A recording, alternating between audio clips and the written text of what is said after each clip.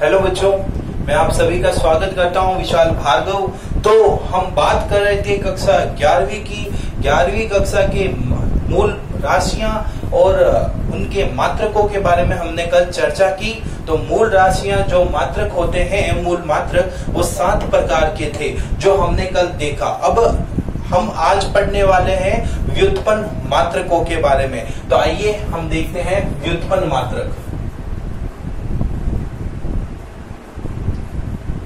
तो कल मैंने आपको बताया कि 1960 में पूरे विश्व में यह माना गया कि हम एक प्रकार के मात्रकों का ही अभिसरण करेंगे, एक प्रकार की पद्धति को ही हम मानेंगे। उस पद्धति को SI पद्धति कहते हैं और उसके अनुसार 3 प्रकार के मात्रक जो थे, पहला था मूल मात्रक, दूसरा था व्युत्पन्न मात्रक, तीसरा था पूरक मात्रक। तो कल हमने चर्चा मूल मात्रकों के बारे में की। आज हम बात करते हैं व्युत्पन्न मात्रक के बारे में।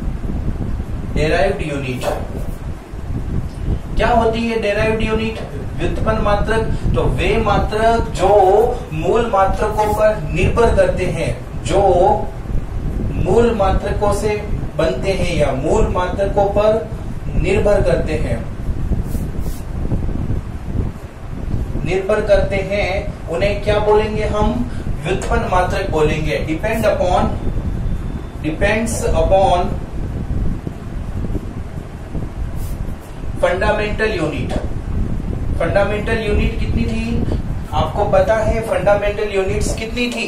फंडामेंटल यूनिट 7 थी।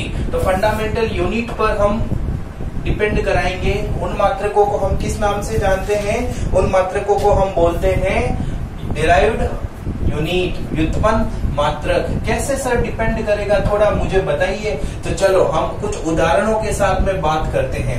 आज यहाँ पर मैं बेसिक उदाहरण आपको बताऊंगा, इससे संबंधित और ज्यादा जिज्ञासा आपको उत्पन्न करनी पड़ेगी। तो हम बात करते हैं व्युत्पन्न मात्रक की।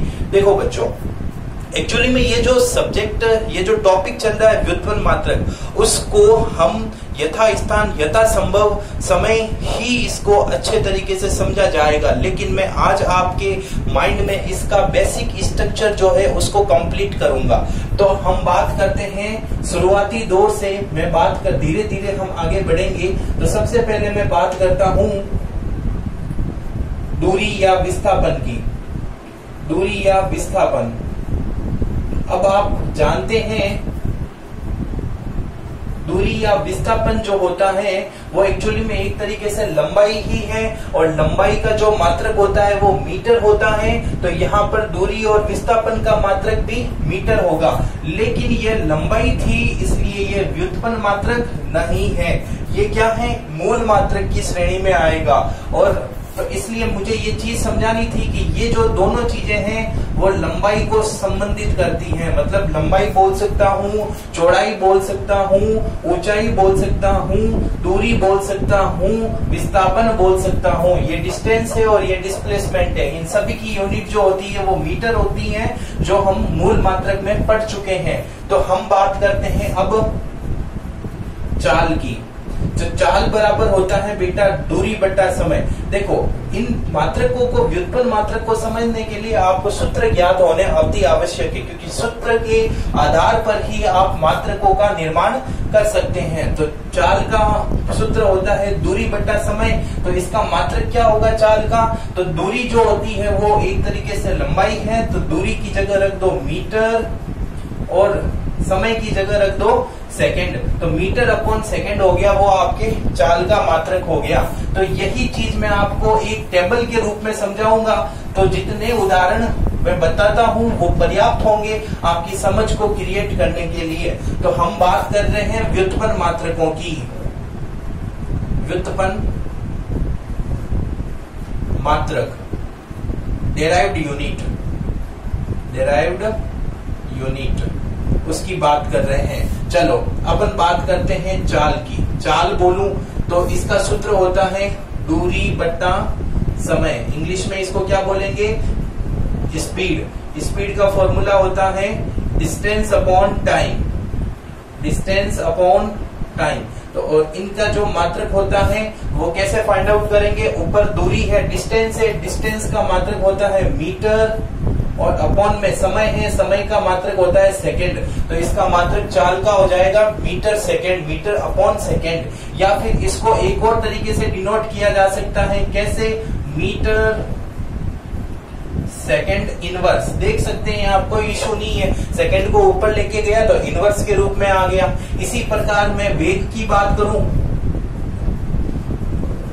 वेलोसिटी, तो वेलोसिटी का सूत्र होता है विस्थापन बटा समय, डिस्प्लेसमेंट अपॉन टाइम, और वही विस्थापन है, उस विस्थापन का मात्रक होता है मीटर अपॉन समय है, तो इसका मात्रक क्या हो जाएगा, सेकंड। इसी प्रकार में यदि त्वरण की बात करूं, जिसको बोलते हैं एक्सेलरेशन,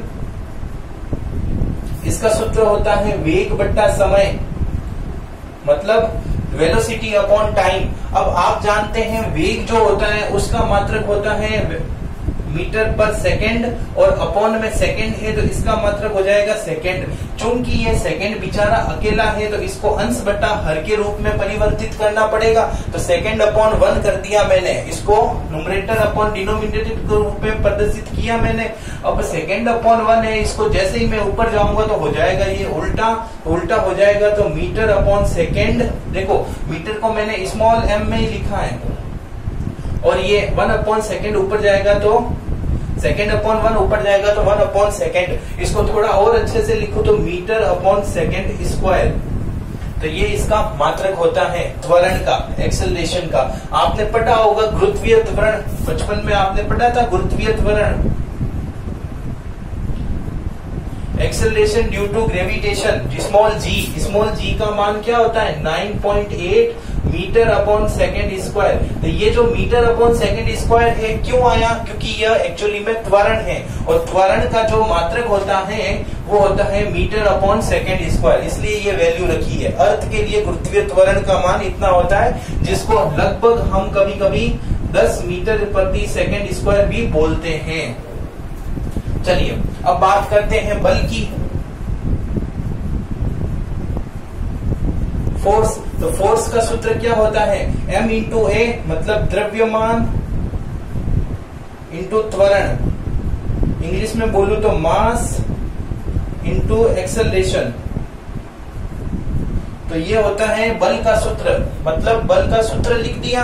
अब इस सूत्र के आधार पर हम मात्रकों का निर्माण करेंगे। कैसे, देखिए आप, ये पहले क्या लिखा है बेटा, मास, द्रव्यमान लिखा है, तो द्रव्यमान जो मूल मात्रक था उसका मात्रक क्या था, मूल राशि थी, उसका मात्रक था केजी। तो द्रव्यमान मास की जगह मैंने लिख दिया केजी।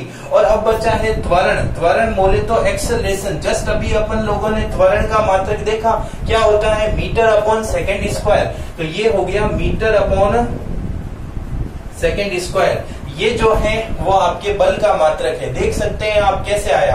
न्यूटन नाम के भाई साहब जो थे उन्होंने बल के बारे में बहुत अच्छे तरीके से जानकारी हमें दी, तो उनके सम्मान में हमने इसको न्यूटन के बराबर बोल दिया।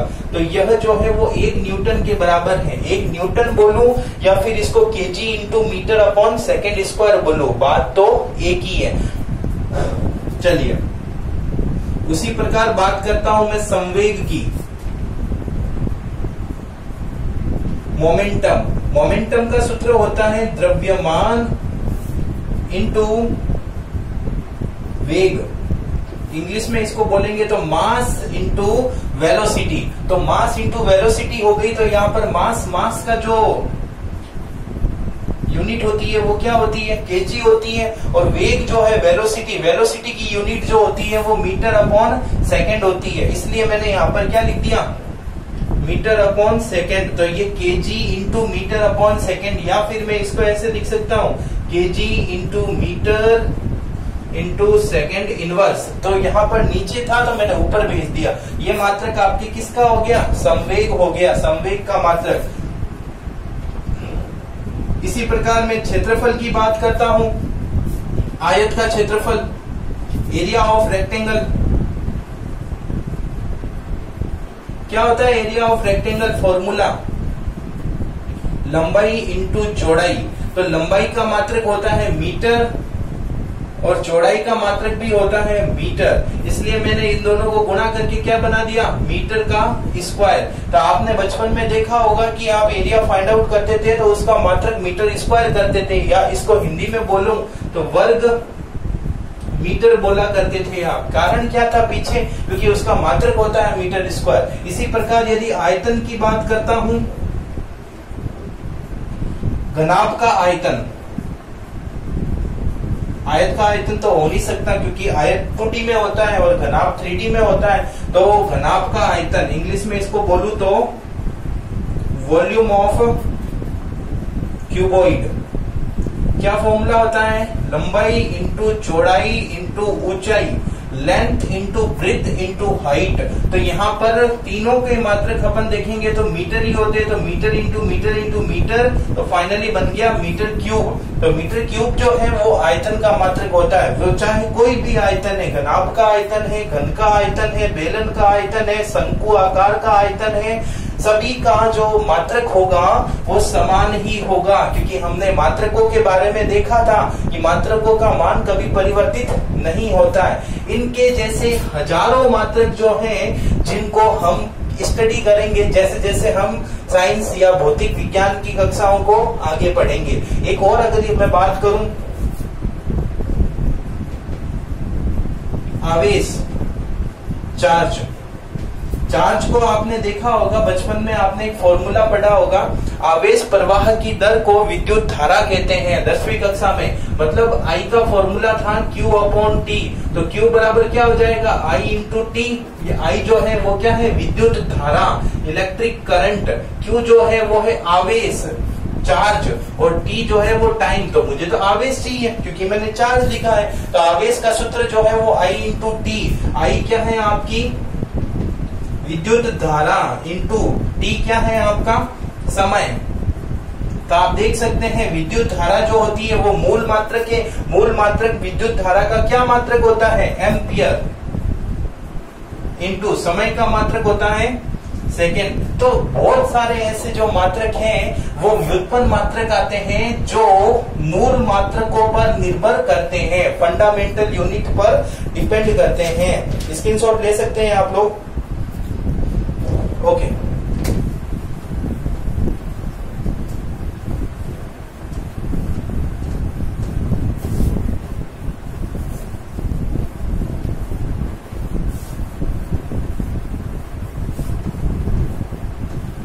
तो हमने यहां पर देखा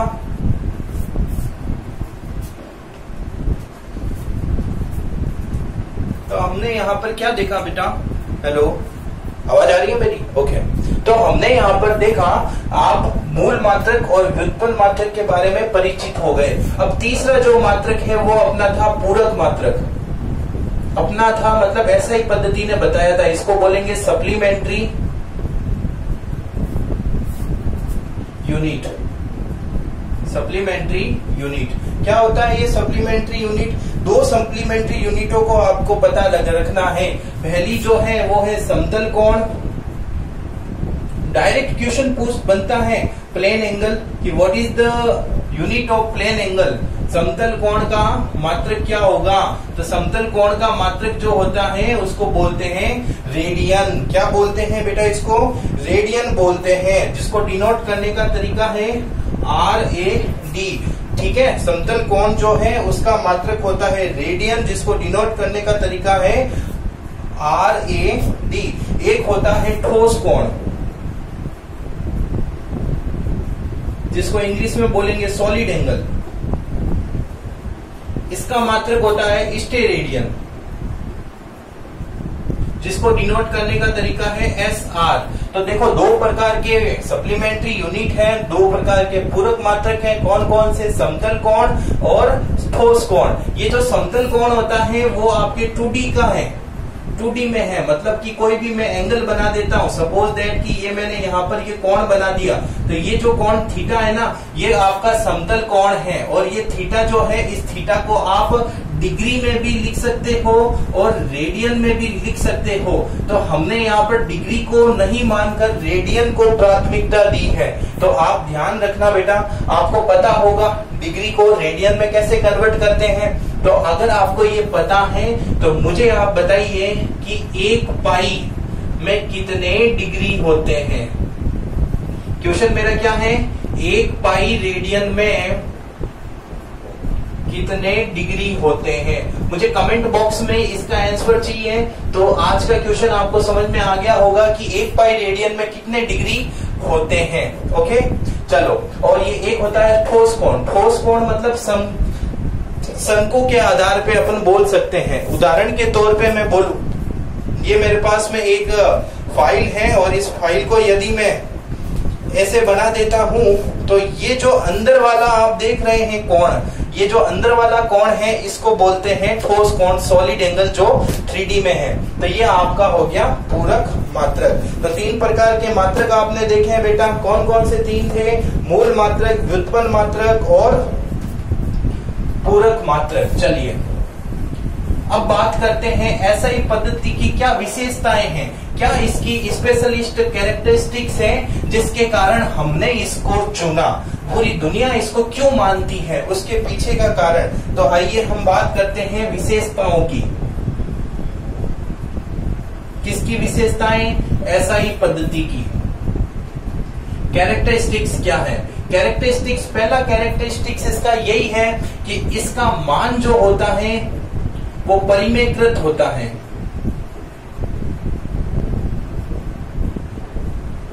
परिमेयकृत मान का मतलब इसका मान परिवर्तित नहीं होता है, सदैव एक ही रहेगा। चाहे वो द्रव्यमान आपके किसी शक्कर का द्रव्यमान हो, शक्कर का हो, गुड़ का हो, आपका हो, किसी का भी द्रव्यमान है तो वो द्रव्यमान का एसआई मात्रक सदैव केजी ही होगा, उसके मान में कभी कोई परिवर्तन नहीं आएगा। तो ये परिमेयकृत होते हैं, रेशनल वैल्यूज होती हैं इनकी। दूसरी बात करूं तो इसमें व्युत्पन्न मात्रक के बारे में भी बताया है। जो व्युत्पन्न मात्रक होते हैं वो किस प्रकार मूल मात्रकों पर निर्भर करते हैं। हमने भी देखा, अभी खूब सारे उदाहरण किए थे, उससे पता चला कि हाँ भाई व्युत्पन्न मात्रक से मूल मात्रकों से व्युत्पन्न मात्रक का निर्माण कर सकते हैं। बट एक शर्त होती है, वो क्या शर्त है कि आपको सूत्र याद होना चाहिए।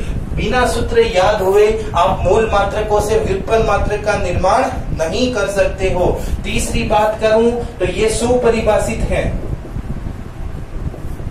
सुपरिभाषित मतलब इनकी जो डेफिनेशन है वो गुड डेफिनेशन है। 7 मूल मात्रकों की डेफिनेशन दे रखी है, तो जो मैं पीडीएफ प्रोवाइड करूंगा उसमें आपको मिल जाएगी, तो एक बार जरूर पढ़ना। 7 मूल मात्रकों की पीडीएफ में मिल जाएगी इनकी परिभाषा। मैं यहाँ पर डिस्कस नहीं करवा रहा हूँ क्योंकि मेरे पास में समय का भी अभाव है और मैं आपके ऊपर निर्भर हूँ कि हाँ बकायदा आप एक बार पढ़ेंगे जरूर। और बेटा पढ़ना जरूर, उन 7 को पढ़ना जरूर, याद हो नहीं हो वो बाद की बात है, लेकिन एक बार जरूर उसको पढ़ना। चलो बात करते हैं हम और, तो ये दशमलव पद्धति में होती है, दशमलव पद्धति को फॉलो करती है। Decimal system. डेसिमल सिस्टम क्या होता है आप सबको पता होगा। डेसिमल सिस्टम मतलब कि मैं बोलूं 1 रुपए में कितने पैसे होते हैं, तो 100 पैसे होते हैं। उसी प्रकार यदि मैं बोलूं कि 1 केजी जो है उसमें कितने ग्राम होंगे, तो मैं बोलूंगा 1000 ग्राम होंगे। तो ये जो ग्राम जो है वो कौन बताता था? भैया सीजीएस बताता था। वो खुश हो गया, उसने कहा अरे यार ये बंदा बहुत बढ़िया बंदा है। क्यों बंदा है? क्योंकि इसने मेरा भी मान रखा, मैंने ग्राम दिया तो इसने ग्राम में भी इसका मात्रक जो है वो मेरे ग्राम के मात्रक में भी कन्वर्ट हो सकता है। तो डेसिमल पद्धति को भी फॉलो करेगा। और सबसे बढ़िया बात जो है वो मुझे ये लगी एमकेएस और एसआई में। बढ़िया बात क्या थी कि जो एमकेएस पद्धति जो थी वो ओनली भौतिक विज्ञान की यांत्रिक शाखा, अब ये क्या होती है यांत्रिक शाखा? मैकेनिक्स में ही लागू होती है। जबकि जो एसआई मात्रक होता है वो सभी शाखाओं में समान रूप से लागू होता है, इसमें कोई एक्सेप्शन केस नहीं है। इसलिए ये जो है बड़ा इंपॉर्टेंट है। क्या है कि एमकेएस पद्धति का मान केवल हम भौतिक विज्ञान के यांत्रिक शाखा में ही काम में लेते हैं, जबकि एसआई पद्धति को हम भौतिक विज्ञान के सभी शाखाओं में काम में ले सकते हैं। इंग्लिश में बोलूं तो एमकेएस पद्धति is used in only mechanics branch of physics, but SI system is used, मैंने वहां शायद हिंदी में एक वर्ड बोल दिया है पद्धति, एमकेएस पद्धति नहीं, एमकेएस सिस्टम बोल देना। तो ऐसा ही system is used whole branch of physics. तो ये है इसकी कुछ विशेषताएं। चलो अब बात करते हैं हम मात्रकों को लिखने के कुछ नियमों की, कि भाई एसआई पद्धति ने कुछ मात्रकों को लिखने के लिए नियम भी दिए होंगे। तो मात्रक और जो उनके प्रतीक होते हैं उनको हम किस प्रकार से लिख सकते हैं, आइए हम विचार करते हैं। तो लिखने के नियम, किसके लिखने के नियम? मात्रकों व प्रतीकों के लिखने के नियम। चलिए मात्रकों और प्रतीकों के लिखने के नियम अपन देखेंगे। यहाँ पर कुछ लॉ देखेंगे, जो राइटिंग है, किसकी राइटिंग है, यूनिट्स और उसके सिंबल की, किस प्रकार से हम लिख सकते हैं। तो पहली बात हम इनको अंग्रेजी वर्णमाला में ही लिखेंगे, अंग्रेजी वर्णमाला में। ऐसा ही मात्रक को हिंदी में नहीं लिखकर इंग्लिश में ही लिखेंगे, क्योंकि हिंदी तो हमारे भारत तक ही सीमित है, अगर बाहरी देशों में जाएंगे तो वह नहीं समझ पाएंगे। तो इसलिए हमने अंग्रेजी, क्योंकि हमने बोला कि ऐसा ही मात्रक जो होता है वो होल इंटरनेशनल लेवल पे उसको मान्यता प्रदान की गई है, इसलिए अंग्रेजी वर्णमाला में लिखना ही उचित है। दूसरी बात, इसमें विराम चिन्ह, जो स्टॉपिंग पॉइंट होता है लास्ट में, उसका यूज नहीं करते हैं। कभी भी ध्यान रखना, विराम चिन्ह का उपयोग आप नहीं करेंगे स्टॉपिंग पॉइंट का। चौथी बात, बहुवचन में नहीं लिखेंगे। पता चले कि सर 1 मीटर तो ठीक है, लेकिन यहाँ पर आपने 10 हो गया तो 10 तो सर ज्यादा है, बहुवचन है, इसलिए यहाँ पर मीटर्स कर दिया, तो ये गलत हो जाएगा। बेटा 10 मीटर से नहीं होगा, उसकी जगह भी 10 मीटर ही होगा। तो ध्यान रहे, आप 10 मीटर ही लिखेंगे, ना कि मीटर्स लिखेंगे, मतलब बहुवचन का प्रयोग आप इसमें नहीं करेंगे। चौथी बात, अगर कोई मात्रक है और उस मात्रक का आपको पूरा नाम लिखना है, तो उसका जो फर्स्ट लेटर है वो कैपिटल नहीं हो सकता। चीज को समझने का प्रयास करना, कैपिटल नहीं होगा। मतलब मैं बोलता हूं यदि कोई मात्रक है, उस मात्रक का पूरा नाम आपको लिखना है अंग्रेजी में, तो उसको पूरे नाम को लिखेंगे तो फर्स्ट लेटर होगा वो कैपिटल नहीं होगा, चाहे वो मात्रक किसी वैज्ञानिक के नाम पर ही क्यों ना हो, वैज्ञानिक के नाम पर ही क्यों ना हो। अगर मैं बात करूं मेरे उदाहरण के साथ कि मैंने भाई कोई भौतिक राशि के बारे में बताया, खूब सारी बात बताई, तो लोगों ने मेरे सम्मान के लिए उस भौतिक राशि का जो मात्रक है वो मेरे ही नाम पे लिख दिया। तो मेरे नाम पे लिखा, तो मेरा नाम क्या है, विशाल है, तो विशाल, तो उसका मात्रक ऐसे लिखूंगा मैं, ऐसे नहीं लिखूंगा कि वी को मैंने बड़ा लिख दिया और बाकी वाले को छोटा। तो ये कैपिटल लेटर से मैंने इस अंग्रेजी नाम को शुरू किया है, जो कि एकदम गलत है, ये सही नहीं है, ये गलत है। विशाल ऐसे लिखूंगा मैं, ठीक है। चाहे, और अपनी हैबिट है कि कोई भी नाम लिखते हैं उसका फर्स्ट लेटर हमेशा बड़ा लिखते हैं, लेकिन यहाँ इस केस में इस चीज को फॉलो नहीं करेगा। एग्जाम्पल के तौर पे मैं बोलूं तो न्यूटन, तो न्यूटन को हम ऐसे नहीं लिखकर ऐसे लिखना ज्यादा उचित समझेंगे। लेकिन हाँ, यदि मैं इस मात्रक का प्रतीक लिखता हूं तो उसको मैं कैपिटल लेटर में लिख सकता हूं। जैसे मैंने न्यूटन ही ले लिया, न्यूटन को मैं क्या लिख सकता हूं, कैपिटल लेटर में लिख सकता हूं। जैसे न्यूटन, न्यूटन को मैंने कैपिटल लेटर में लिख दिया। एम्पियर, एम्पियर को मैंने ए लिख दिया। लेकिन यदि मैं पूरा नाम लिखता तो स्मॉल ए से शुरू होती मेरी कहानी। और मैं अगर बात करूं तो केल्विन, केल्विन को भी मैंने कैपिटल के से लिख दिया। स्मॉल के से पूरा नाम लिखूंगा, क्या लिखूंगा पूरा नाम, ये इस प्रकार से लिखूंगा। पूरा नाम लिखेंगे तो फर्स्ट लेटर छोटा आएगा, अगर सिंबल लिखेंगे तो ओनली फॉर के से आपका काम चल जाएगा। और छठी और अंतिम बात, क्या बात है, सॉलिडस का आप यूज, सॉलिडस का प्रयोग केवल एक बार कर सकते हैं, एक बार ही कर सकते हैं, एक से ज्यादा बार आप सॉलिडस का प्रयोग नहीं करेंगे। कैसे सर, थोड़ा अच्छे से समझाइए, हमें समझ में नहीं आया। तो चलो कोई दिक्कत नहीं है, मैं आपको बताता हूँ। वेग का मात्रक क्या होता है बच्चों? तो सर आप बोलेंगे वेग का मात्रक जो होता है वो मीटर अपॉन सेकेंड होता है। तो मैंने यहाँ सॉलिडस का प्रयोग किया है। ये जो सॉलिडस है ना वो ये है सॉलिडस। तो सॉलिडस का प्रयोग मैंने एक बार कर दिया है। और जैसे मैं अगर बात करूं बल, तो बल का मात्रक जो होता है वो क्या होता है? KG into metre upon second square. ठीक है, अब मैंने एक बार सॉलिडस का प्रयोग किया है। यहाँ पर अगर मैं चाहूं तो इसको मैं ऐसे भी लिख सकता हूं, KG upon second square upon metre, क्योंकि ये बात और ये बात तो सेम ही है।